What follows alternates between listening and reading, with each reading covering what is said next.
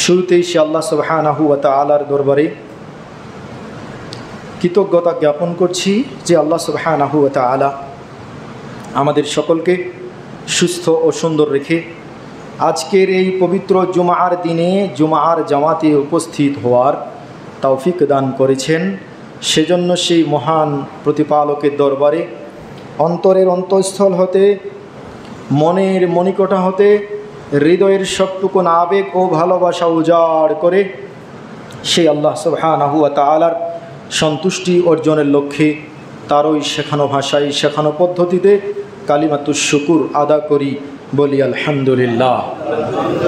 দরুদ ও সালাম সালাত বর্ষিত হোক আমাদের হৃদয়ের স্পন্দন, আমাদের আদর্শ গুরু, আদর্শ নেতা জনাবে আরবি মুহাম্মদ সাল্লাল্লাহু আলাইহি ওয়াসাল্লামের উপর। সম্মানিত উপস্থিত মুসল্লিন ইকরাম, শুরুতে আল্লাহ সুবহানাহু ওয়া তাআলার কাছে প্রার্থনা করছি আল্লাহ সুবহানাহু ওয়া তাআলা যেন এই মিম্বারের দায়িত্ব, এই মিম্বারের আমানত রক্ষা করা তৌফিক দান করেন, আল্লাহুম্মা আমিন। কারণ আমরা যারা জাতিকে নির্দেশনা দিয়ে থাকি, আমরা যদি এই মিম্বারের আমানত রক্ষা করতে না পারি, কাল কিয়ামতের মাঠে এই আমানত রক্ষা করতে না পারার কারণে আল্লাহ সুবহানাহু ওয়া তাআলা আমাদেরকে জবাবদিহিতার মুখোমুখি করবেন। সেদিন সেই আল্লাহ সুবহানাহু ওয়া তাআলার কাছে এই আমানতের খেয়ানত করার জবাব কি আমরা দিতে পারবো, বা দেওয়ারই বা কী রয়েছে, আর কি বা জবাব দেব। তাই সেই মহান প্রভু, মহান প্রতিপালক, যিনি আমাকেও সৃষ্টি করেছেন, আপনাদেরকেও সৃষ্টি করেছেন, সারা পৃথিবীর সব কিছুকে সৃষ্টি করেছেন, সেই মহান প্রভুর ভয় অন্তরে রেখে আমি মিম্বারের আমানত রক্ষা করণার্থে বর্তমান পরিস্থিতি, বর্তমান সিচুয়েশনকে সামনে রেখে আমি কিছু তিতাযুক্ত কিছু হক কথা বলবো। আপনাদেরকে মনোযোগ সহকারে শ্রবণের জন্য বিশেষভাবে অনুরোধ করছি এবং আল্লাহ সুবহানাহু ওয়া তাআলার কাছে দোয়া করছি আল্লাহ সুবহানাহু ওয়া তাআলা যেন তাকে ভয় করে হক ও সত্য কথাগুলো নির্ভয়ে নির্দ্বিধায় সুন্দর ও প্রাঞ্জল ভাষায় জাতির উদ্দেশ্যে বলার তৌফিক দান করেন, আল্লাহুম্মা আমিন। সম্মানিত উপস্থিত মুসল্লিন ইকরাম, আমরা জানি বিগত কিছুদিন ধরে আমাদের দেশে একটি বিষয়কে নিয়ে ছাত্র সমাজ এবং বর্তমান রাষ্ট্রীয় লোকদের সাথে একটা সাংঘর্ষিক পরিস্থিতি তৈরি হয়েছে, যেই পরিস্থিতি আমরা কখনোই কামনা করি না, করছিও না। শুধুমাত্র মর্মাহত, ব্যথিত এই পরিস্থিতিতে একে অপরের প্রতি ভুল বুঝাবুঝির কারণে অনেকগুলো সাধারণ নিরীহ মানুষের প্রাণ ঝরে গেল। যাদের প্রাণ ঝরেছে, যারা মুসলিম অবস্থায় মৃত্যুবরণ করেছে, সেই সব মুসলিম মৃত্যুবরণকারী ব্যক্তিদের জন্য আমরা অন্তর থেকে দোয়া করছি আল্লাহ সুবহানাহু ওয়া তাআলা যেন তাদেরকে ক্ষমা করে দেন, আল্লাহুম্মা আমিন, এবং তাদের পরিবারকে যেন ধৈর্য ধারণ করার তৌফিক দান করেন, আল্লাহুম্মা আমিন, এবং তাদেরকে যেন আল্লাহ সুবহানাহু ওয়া তাআলা শাহাদাতের মর্যাদা দান করেন, আল্লাহুম্মা আমিন। সম্মানিত সমবেত মুসল্লিয়ান ইকরাম, আমরা যারা জনগণ রয়েছি, যারা আমরা প্রজা, আমাদের কি দায়িত্ব কর্তব্য বৈধ মুসলিম শাসকের প্রতি। শুরুতে এ প্রসঙ্গে আমি কয়েকটি কথা বলবো। যখন কোনো রাষ্ট্রের, কোনো মুসলিম কমিউনিটির জনগণের নির্বাচিত বৈধ মুসলিম শাসক নির্বাচিত হবে, তখন আপামর জনতার একান্ত দায়িত্ব কর্তব্য হল সত্য ও ন্যায়ের কাজে সেই শাসকের, সেই সরকারের সহযোগিতা করা। যদিও আমাকে বাদ দিয়ে অন্যকে প্রাধান্য দেয়, যদিও আমার উপরে অন্যদেরকে প্রাধান্য দেয়, তারপরেও সেই বৈধ মুসলিম শাসকের আনুগত্য করা আমাদের জন্য ফরজ, আমাদের জন্য ফরজ, তার কথা শোনা, তার আনুগত্য শ্রবণ করা। তবে শর্ত হলো সে কাজটি হতে হবে বৈধ বিষয়। কোনো অবৈধ অন্যায় পাপের বিষয়ে কোনো সৃষ্টির আনুগত্য চলে না। তাই সর্বপ্রথম কথা হলো বৈধ মুসলিম শাসকের আনুগত্য ফরজ করে দিয়েছেন আল্লাহ সুবহানাহু ওয়া তাআলা। যেমন সূরাতুন নিসার 59 নম্বর আয়াতে আল্লাহ সুবহানাহু ওয়া তাআলা বলছেন, ইয়া আইয়ুহাল্লাযীনা আমানু, ও হে ঈমানদারগণ যারা তোমরা বিশ্বাস স্থাপন করেছ, আতিউল্লাহ ওয়া আতিউর রাসূল, তোমরা আল্লাহর আনুগত্য করো এবং তার রসুলের আনুগত্য করো। ওয়া উলিল আমরি মিনকুম, এবং তোমাদের মধ্য থেকে যারা উলুল আমর, যারা শাসক নেতাবর্গ, তাদের তোমরা আনুগত্য করো। ফাইন তানাযাতুম ফি শাইইন ফারুদ্দু ইলাল্লাহি ওয়া রাসূল, যদি এই উলুল আমরের, এই শাসকদের কোনো বিষয়ে মতানৈক্যে জড়িয়ে পড়ো, তাহলে তোমরা ফারুদ্দুহু ইলাল্লাহি ওয়ার রাসূল, তাহলে সেই জিনিসটাকে তোমরা আল্লাহ এবং তার রসুলের দিকে ফিরিয়ে দাও, অর্থাৎ কোরআন ও সুন্নাহর দিকে ফিরিয়ে দাও, সেই দিকে ফিরে আসতে হবে। এটা আল্লাহ সুবহানাহু ওয়া তাআলার আদেশ। উলুল আমর কারা? যারা আতিউল্লাহ ও আতিউর রসুল, আল্লাহর আনুগত্য ও রসুলের আনুগত্যের উপরে নিজে অবস্থান করে, নিজে প্রতিষ্ঠিত থেকে এই দেশ ও রাষ্ট্রের সমস্ত কার্যাবলী এই আতিউল্লাহ ও আতিউর রসুলের আলোকে পরিচালনা করবে, ওই শাসক হলো উলুল আমর। ওই শাসক হলো উলুল আমর, তিনিই হচ্ছেন মুসলিম শাসক, উলুল আমরের অন্তর্ভুক্ত। কিন্তু কোন শাসক যদি আতিউল্লাহ আতিউর রাসূলকে উপেক্ষা করে আল্লাহ এবং তার রাসূলের আনুগত্য না করে, আল্লাহ এবং তার রাসূলের বিধিবিধানগুলোকে যদি অ্যাপ্লাই না করে, সেই অনুযায়ী যদি রাষ্ট্র পরিচালনা না করে, তাহলে তিনি উলুল আমরের অন্তর্ভুক্ত নন। তিনি উলুল আমরের অন্তর্ভুক্ত নন। তবে জনগণের মাধ্যমে যদি নির্বাচিত কোনো ব্যক্তি শাসক হয়, সেই নির্বাচিত ব্যক্তি যদি ফাসেক হয়, ফাজের হয়, তবুও তার আনুগত্য করতে হবে। যতক্ষণ না তার মাঝে স্পষ্ট কোনো কুফরি না প্রদর্শন হবে, যতক্ষণ না তার মাঝে কোনো স্পষ্ট কুফরি প্রকাশিত না হবে, ততক্ষণ পর্যন্ত ওই ফাজের শাসকের আনুগত্য করতে হবে। কিন্তু যদি দেখা যায় যে সেই শাসক কর্তৃক স্পষ্ট কোনো আল্লাহ বিরোধী কর্ম, স্পষ্ট কোনো কুফরি কর্ম চলছে, তার মাঝে প্রকাশিত হচ্ছে, তাহলে সে বিষয়ে কোনো আনুগত্য চলবে না। রাসূলুল্লাহ সাল্লাল্লাহু আলাইহি ওয়াসাল্লাম বলছেন, লা তুআতা, কোনো আনুগত্য নেই ফি মাসিয়াতিল্লাহ, আল্লাহর নাফরমানির ক্ষেত্রে কোনো আনুগত্য নেই। অন্য বর্ণনায় এসেছে, লা তুআতা লি মাখলুকিন ফি মাসিয়াতিল খালিক, স্রষ্টার নাফরমানি হয় এমন কোনো কর্মে সৃষ্টির আনুগত্য চলে না। স্রষ্টার নাফরমানি হবে এই রকম কোনো কর্মে সৃষ্টির আনুগত্য চলে না। যেমন রাসূলুল্লাহ সাল্লাল্লাহু আলাইহি ওয়াসাল্লাম কিছু মানুষকে, কিছু সাহাবা ইকরাম রাদিয়াল্লাহু আনহুমকে একটি যুদ্ধে প্রেরণ করলেন। সেইখানে একজনকে কয়েদ সেনাপতি হিসাবে নির্বাচন করলেন। সেই দলের সেনাপতি, যিনি ওইখানে প্রধান আমির, তিনি তখন তাদেরকে বলল, তোমরা লাকড়ি জ্বালাও, আগুন জ্বালাও। তারা আগুন জ্বালালো। এরপরে সে আদেশ করলো, তোমরা সেই আগুনের মধ্যে ঝাঁপ দাও। যখন আমির আদেশ করেছে, তখন কিছু মানুষ ভাবলো যে যেহেতু আমির আদেশ করেছে, তাহলে তো সেটা মানতে হবে।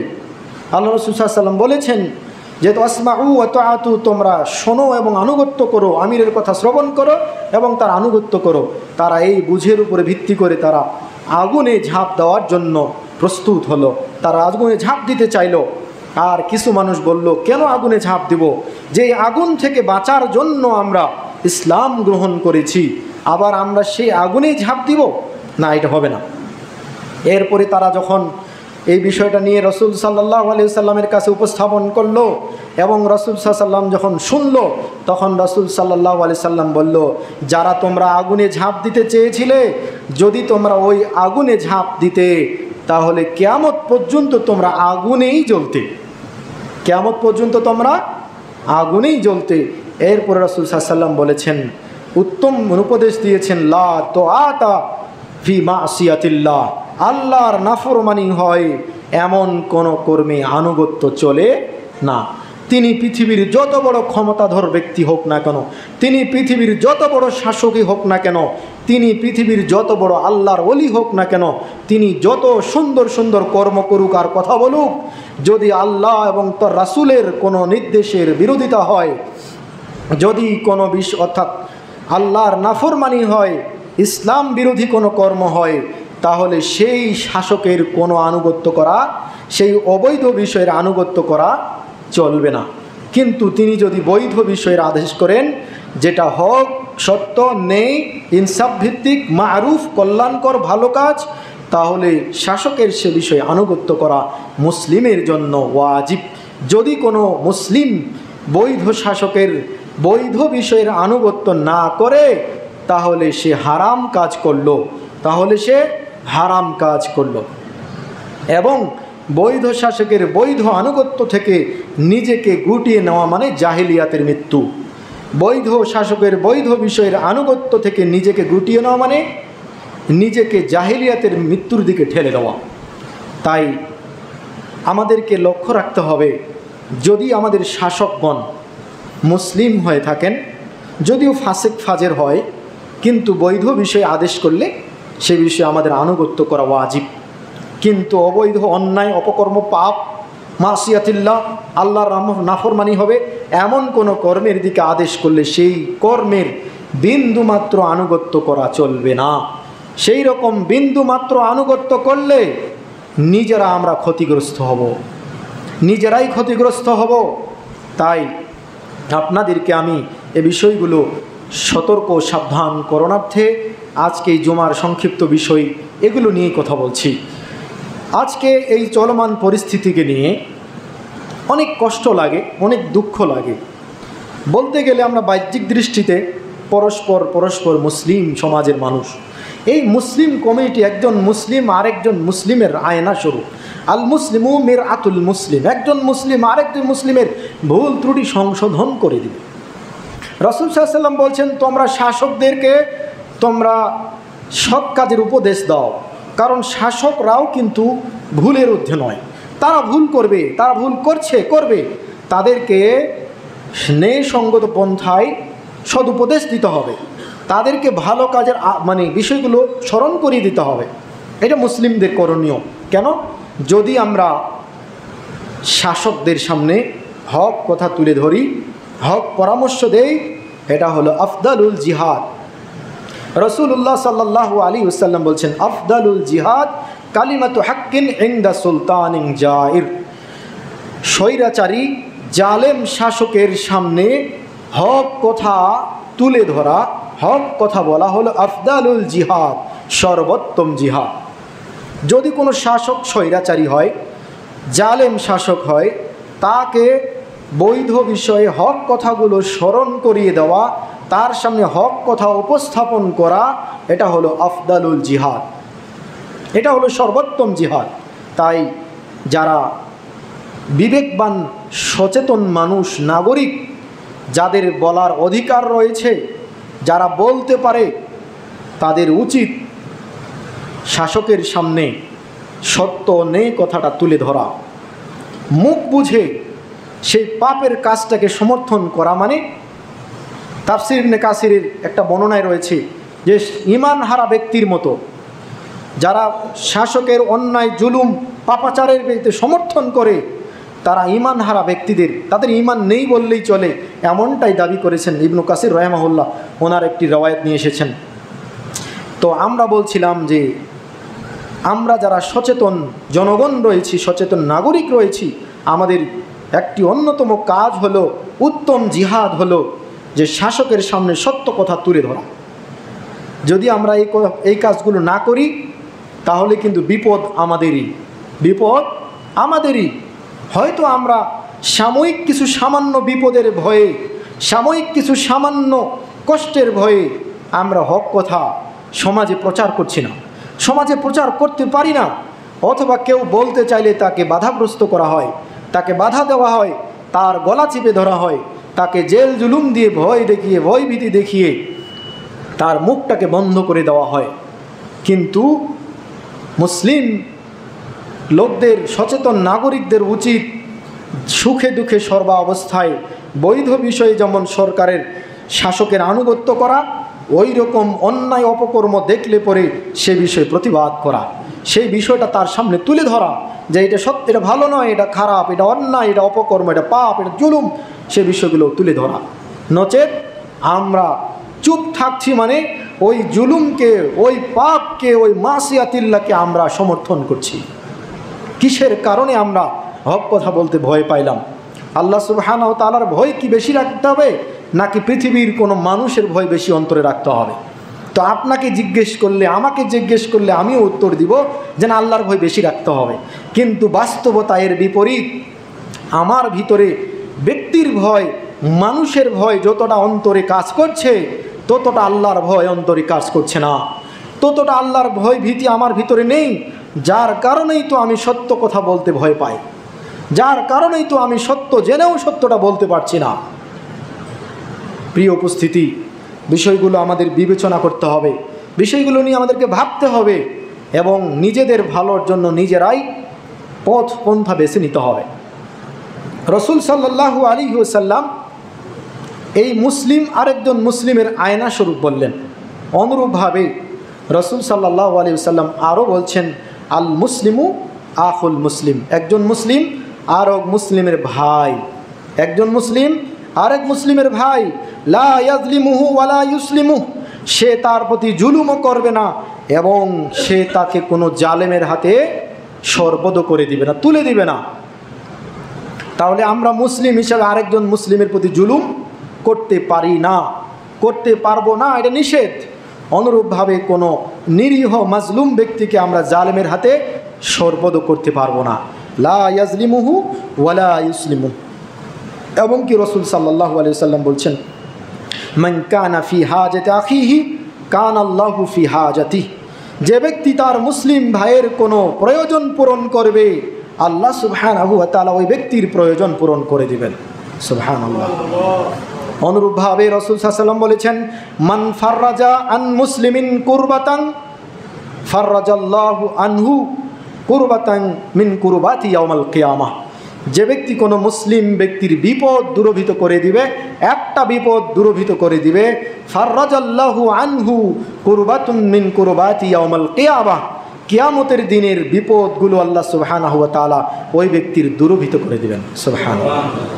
তাহলে একজন মুসলিম বিপদে পড়েছে, তার একটা বিপদে যদি আমি তার পাশে দাঁড়াই, আমার মাধ্যমে যদি ওই মুসলিম বিপদ থেকে উদ্ধার হয়, ওই বিপদ থেকে রক্ষা পায়, রেহাই পায়, এর মাধ্যমে আল্লাহ সুবহানাহু ওয়া তাআলা কাল কিয়ামতের ওই বিভীষিকাময় দিনের বিপদ থেকে আল্লাহ আমাকে রক্ষা করবেন।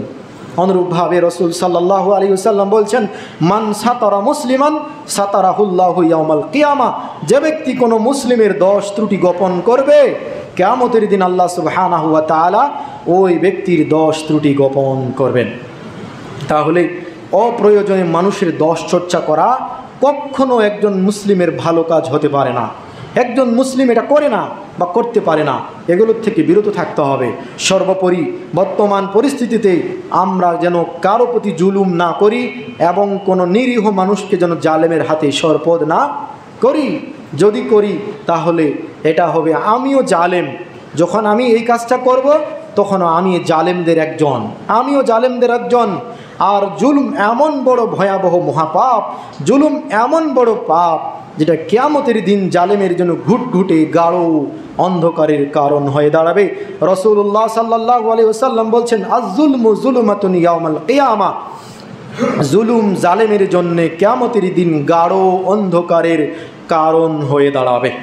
জুলুম জালেমের জন্য কিয়ামতের দিন ঘুটঘুটে গাঢ় অন্ধকারের কারণ হয়ে দাঁড়াবে।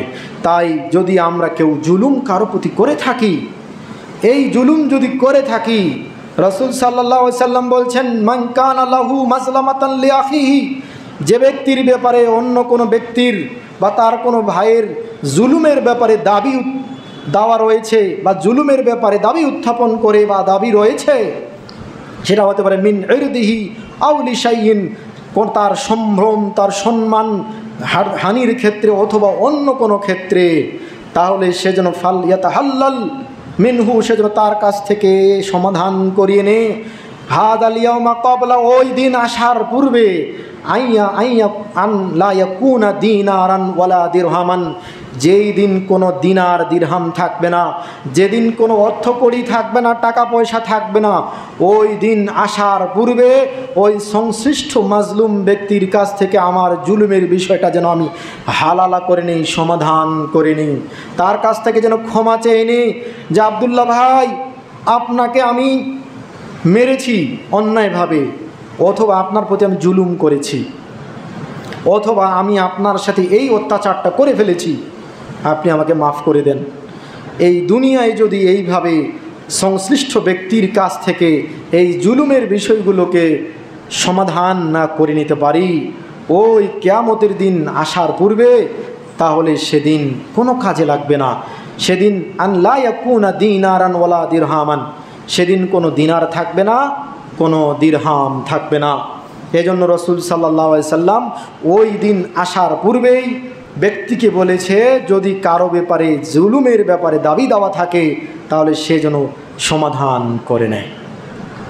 সেদিন এই জালেম ব্যক্তিদের ব্যাপারে এমন একটা অবস্থা তৈরি হবে, পরিস্থিতি তৈরি হবে, সেদিন যদি লাউ কানা লাহু হাসানাতুন, যদি তার কোনো কল্যাণকর ভালো কাজ, আই আমালুন সালিহুন, যদি কোনো ভালো কাজ থাকে, উখিদা মিনহু, তার কাছ থেকে নিয়ে নেওয়া হবে এবং সেটা ওই মাজলুম ব্যক্তিকে দিয়ে দেওয়া হবে।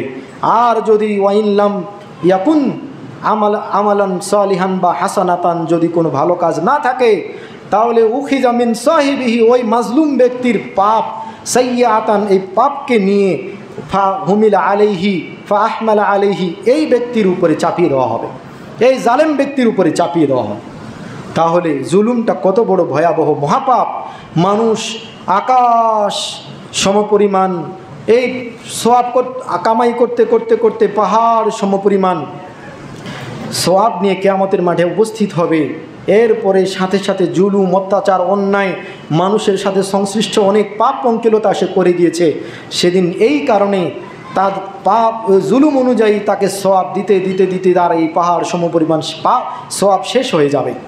অবশেষে ওই অন্যায়ের পাপগুলো তার উপরে যে বর্তে হবে, ওই যে মাজলুম ব্যক্তির পাপগুলো এই ব্যক্তির উপরে বর্তাবে, বর্তাতে বর্তাতে বর্তাতে এক পর্যন্ত শেষ পর্যন্ত এই ব্যক্তিকে জাহান্নামে নিক্ষেপ করা হয়। প্রিয় উপস্থিতি, তাই জুলুম করা থেকে আমাদেরকে সাবধান থাকতে হবে। জুলুম এমন একটি ভয়াবহ পাপ, যার কারণে কিয়ামতের দিন গাঢ় অন্ধকারের মধ্যে নিপতিত হতে হবে। প্রিয় উপস্থিতি, তাই বর্তমান এই সিচুয়েশনে আমরা দেখছি যে এক পক্ষ জালিমের ভূমিকা পালন করছে, আরেক পক্ষ মাজলুমের জায়গায় রয়েছে। যদিও ইস্যুটা কতটুকু ঠিক বেঠিক, কোটা না মেধা ইত্যাদি, এইসব বিষয় নিয়ে গবেষণার বিষয় রয়েছে। যদিও স্কলারগণ বলেছেন যে একজন ভালো কর্ম করেছে, তার এই ভালো কর্মের ফল আমার 50 প্রজন্ম বা আমার পরের প্রজন্ম, তারপরের প্রজন্ম ভোগ দখল করে খাবে, এরকম নীতি ইসলামে নেই, এরকম নীতি ইসলামে নেই। সেই দিক থেকে আলেম ওলামাগণ মনে করেন বর্তমান ছাত্র সমাজে যে দাবি নিয়ে তারা আন্দোলন করছে, সেই দাবিটা যৌক্তিক। আন্দোলন করাটা কতটুকু যৌক্তিক সেটা আলাদা প্রসঙ্গ, কিন্তু দাবিটা ছিল যৌক্তিক। এটা আলেমদের চোখে আলেমরা মনে করছেন, তবে তাদের আন্দোলনের ভাষাটা ভিন্ন। এই আন্দোলনের ভাষাটা আরও উত্তম হতে পারত, হওয়া উচিত ছিল, যার কারণে এই বিষয়টা আলাদা। কিন্তু তারা যে দাবি উত্থাপন করেছে সে বিষয়টা বিচক্ষণ মানুষদের বিবেকে তারা সকলেই মনে করছেন এটা যৌক্তিক একটা দাবি। সেক্ষেত্রে আমরাও মনে করি যে আলেমদের চোখে আমরাও চোখ মিলিয়ে, তাদের কথার সঙ্গে সুর মিলিয়ে আমরাও বলছি তাদের যৌক্তিক দাবি।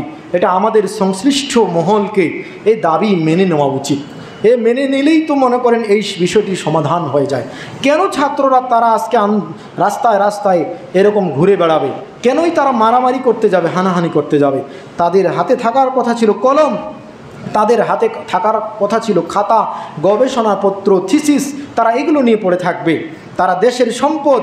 আমরা বলি শিক্ষায় জাতির মেরুদণ্ড, কিন্তু আমরা যখন এই শিক্ষার্থীদেরকে যখন আমরা চাপ প্রয়োগ করব, মেরে ফেলবো, হত্যা করব, নির্যাতন করব, তখন কিন্তু প্রকারান্তে আমরা নিজেরাই নিজেদের মেরুদণ্ডের উপরে লাথি মারছি, নিজেরাই নিজেদের মেরুদণ্ডকে ভেঙে দিচ্ছি। এটা আমাদের জন্য শুভ পরিণাম কখনোই বয়ে নিয়ে আসে না।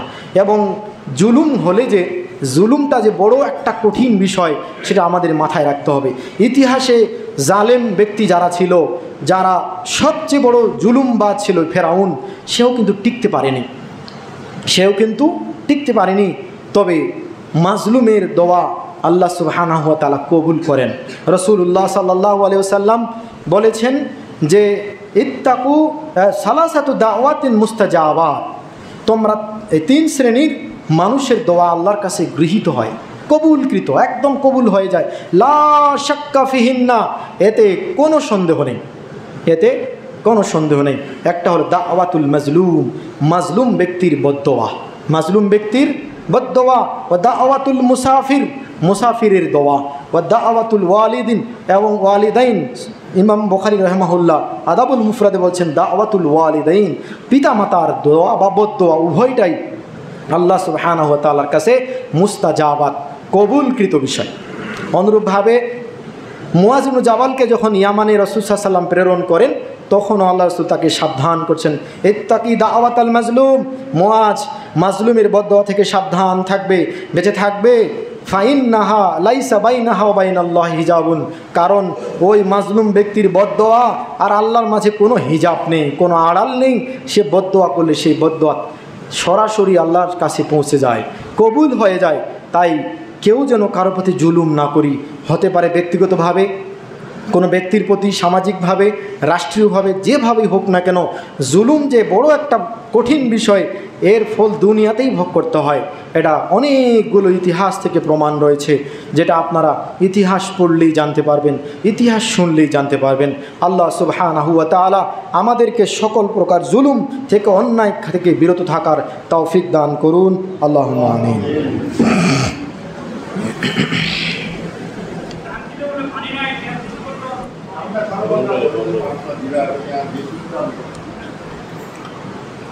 আলহামদুলিল্লাহি রাব্বিল আলামিন ওয়াল আকিবাতু লিল মুত্তাকিন ওয়াস সালাতু ওয়াস সালামু আলা আশরাফিল আমবিয়া ওয়াল মুরসালিন ওয়া আলা আলিহি ওয়া সাহবিহি আজমাইন ওয়া মান তাবিআহুম বিইহসানিন ইলা ইয়াউমিদ্দিন।